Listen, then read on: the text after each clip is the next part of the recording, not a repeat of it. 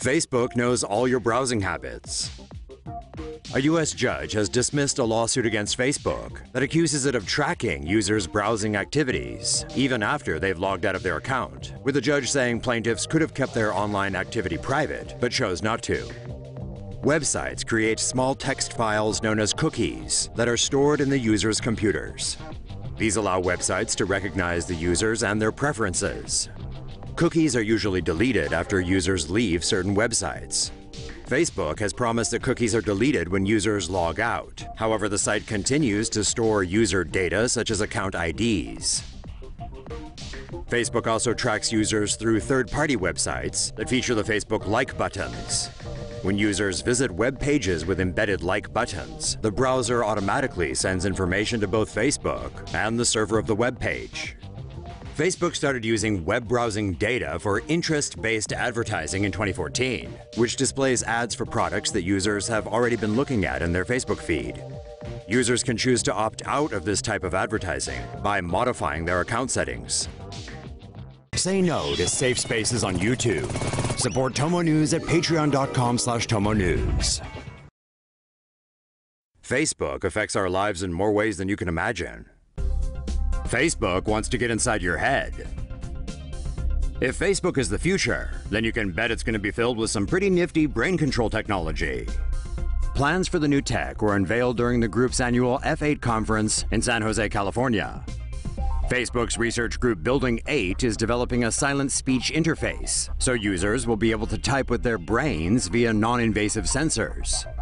The technology will tap into the brain's speech center, decoding brain waves and feeding them directly to a computer. The goal is to create a system capable of typing 100 words per minute. Facebook is also working on a project to allow people to hear through their skin. An electronic device will administer frequencies in different patterns on the forearm.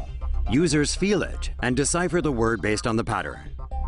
Both projects have a 2-year deadline. However, the Skin Hearing Initiative has yet to establish an end goal and is not as advanced as the brain-computer interface.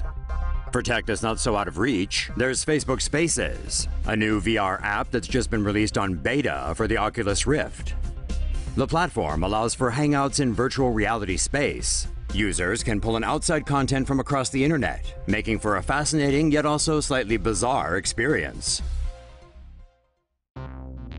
Facebook just went all Big Brother. The world's largest social network this week decided to wade into the news business by announcing plans to label and censor fake stories. They're testing a new feature that allows users to report and flag stories they think are fake. Once flagged, the story will be removed from the user's newsfeed. Also, potentially fake stories will be labeled as being disputed by third-party fact-checkers in your newsfeed. The thing is, nobody really cared about this until Trump got elected, and these quote-unquote third-party fact-checkers include left-leaning news organizations like Snopes and ABC. Also, if you read an article but don't share it, Facebook's going to incorporate that information into the story's ranking, characterizing it as being possibly misleading just because it wasn't shared. That's just dumb. Because interesting, entertaining, and true or not everyone shares everything they read online.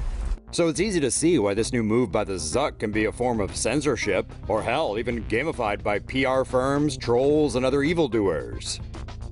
But one mistake, one bad call, and this whole thing gets discredited and goes to shit. Plus, people have believed what they've wanted to believe since time immemorial, and Zuck and his Ministry of Truth are never going to change that. How your Facebook profile might ruin your credit score. Credit rating companies like FICO are mining your personal data for clues about how to rate your worthiness, including posts to social media profiles like Facebook. This is just the latest in a variety of schemes that big data is using to watch your digital activity and judge you and your financial habits. FICO's chief executive told the Financial Times that the number of times someone writes "wasted" on their profile indicates how reliable they are at paying back their debt. Also included in the scoring are payment histories of everything from credit cards to movie rentals.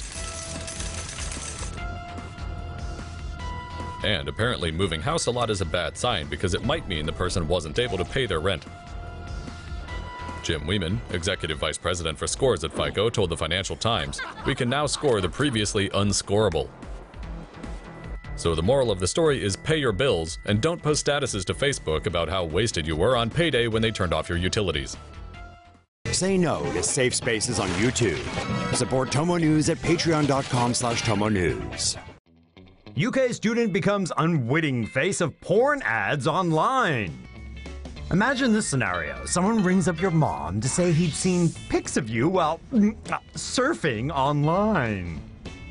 But wait, it gets worse! The website featuring your visage happens to be a no-strings-attached casual sex site. You are now the new face of hornyareasingles.com. This was the sad fate of Grace Marr, a 20-year-old Birmingham student. Grace wasn't leading some kind of double life as a porn site model, but by her own admission, she really hadn't taken that whole Facebook privacy settings thing very seriously.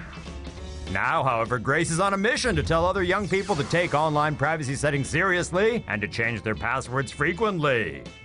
Grace's story is a good reminder that the internet is not exactly a kind place, and you gotta keep your photos safe, otherwise some friend just might see you while doing some research.